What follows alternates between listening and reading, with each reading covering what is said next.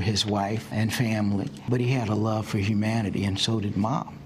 It's also a reminder of the legendary couple's early years in Boston. I would imagine it was a sweetness to that time. It wasn't very long after they were married and after they left Boston and settled in Montgomery, and then from there until the end of his life in 1968, it was a very public life. That bond, now immortal, arms entwined, holding each other up, clinging to the dream. A lot of people see a heart. Oh, you're right.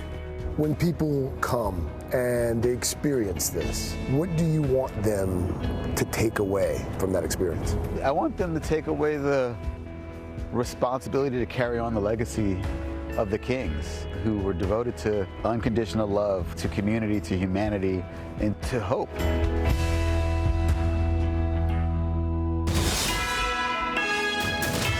This is NBC4 News at 5. Now at 5, road rage on the rise. The most recent case caught on camera. This attack, terrifying attack on the 2 freeway in Highland Park. But what's being done about all this violence and what's being done to protect you and your family while you're on the road? Good evening, everyone. I'm Colleen Williams. I'm Kathy Varr. The NBC4 I-Team wanted to find out the number of road rage reports around Southern California. Our investigative reporter Eric Litter got answers. Eric? Hi, Kathy. It's some of the early data that we've looked at just from the end of 2022 shows that the number of road rage incidents has in fact been rising fast in LA in recent years. The reports of serious road rage crimes have increased in fact by about 70% in just the last 2 years. This dash camera video shared with us earlier this week shows an attack that happened in the middle of the day and in front of dozens of other drivers on the 2 freeway near York Boulevard. The victim says the driver of that Tesla stopped in front of him, got out with a metal pipe or bar and tried to smash his window.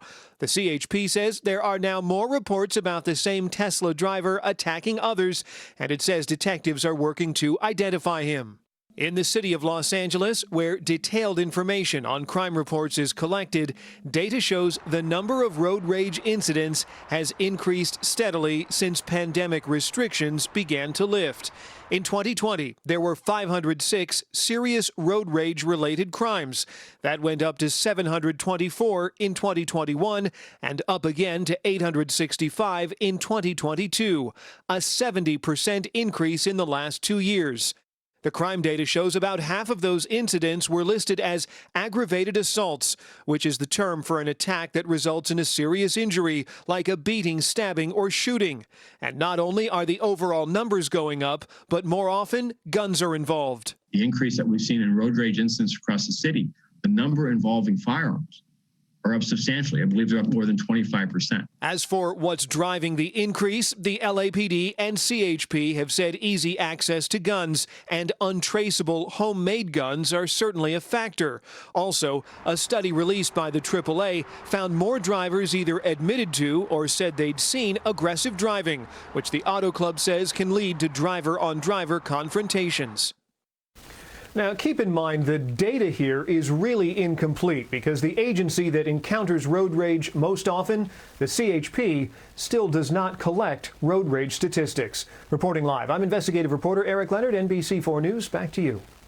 Eric, thank you for that. Now, prepare for another weekend of heavy rain.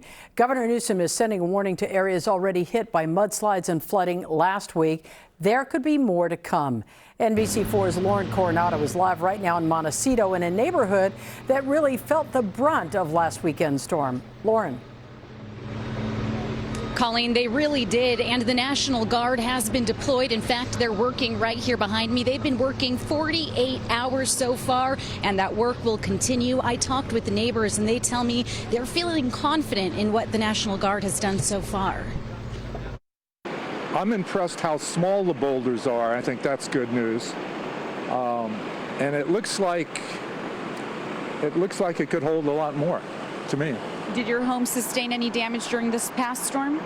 We had some flooding coming in, but that was really more clogged drains and things like that. Michael Phillips lives near the Randall Road debris basin here in Montecito. 80 members of the National Guard have been deployed here to clear debris like large boulders and rocks in time for the second storm expected. Local leaders say the basin is 50% full and is a vital tool in protecting homes and lives. Governor Gavin Newsom visited the site about 2 hours ago. And we're not out of the woods, and I guess that's the point. That's why I'm here. It's why we've been up and down the state. We're going to see this through. We're going to follow through. By the way, we're going to come back. This particular drainage catch basin behind us had about 50,000 cubic yards of debris accumulate within it. And as that debris flow entered it, it interrupted the natural flow of the water that was passing through it. Neighbors grateful for their work after having survived the deadly storm that hit 5 years ago. The work in clearing basins, rivers, and creeks continues into the night. Heavy equipment clearing pathways for stormwater to run in a safe way.